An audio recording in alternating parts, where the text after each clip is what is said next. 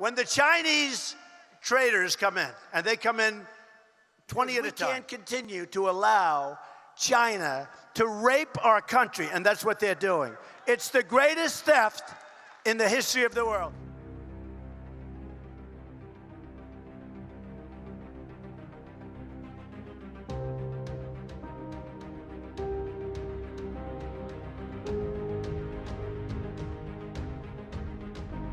Is US afraid of China and Russia? Beijing has questioned the United States' designation of China and Russia as leading threats to national and international security, finding it contradictory alongside US claims of global military dominance. Chinese Foreign Ministry spokesperson Geng Shuang responded Wednesday to White House National Intelligence Director Dan Coats's testimony the previous day at the Capitol, where the former senator argued that Beijing and Moscow were plotting to challenge Washington's influence and undermining democracy worldwide. Geng praised his country's relationship with Russia as being as it's at the best level in history, contending that the two have safeguarded the peace, security and stability of the region and the world together. The United States is the world's #1 power, and its military strength is unparalleled.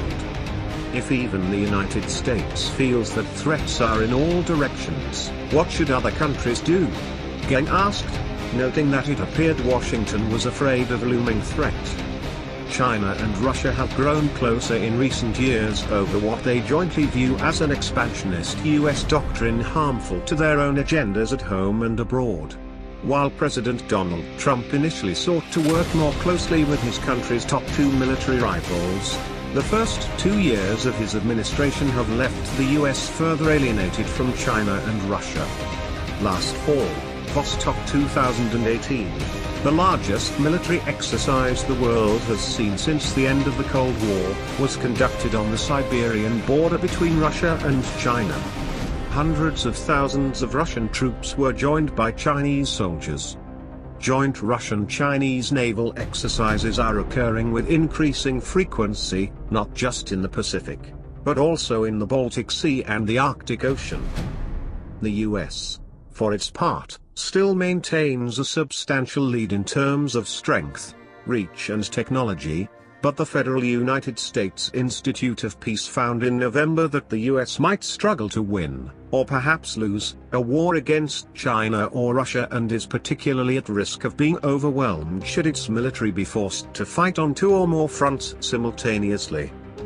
The US is making it clear that Russia is to blame after two warships nearly collided in the Pacific on Friday, but while the incident was another tense military encounter involving the two countries, the fact that it took place in China's backyard is raising concerns about growing cooperation between Moscow and Beijing to challenge US's position as the preeminent global power. Russia and China have each sought to expand their global reach by challenging American military dominance in the air and at sea. But while both countries have been getting bolder, evidence suggests they have done so independently. In addition to asserting that Russia's relationship with China has reached an unprecedented level, Putin highlighted their shared views on many geopolitical issues, noting the two countries see eye to eye on several geopolitical challenges, including tensions on the Korean Peninsula, in Venezuela and the conflict in Syria. Xi called the Russian president a friend, and reiterated Putin's view, saying that our cooperation is based on mutual trust.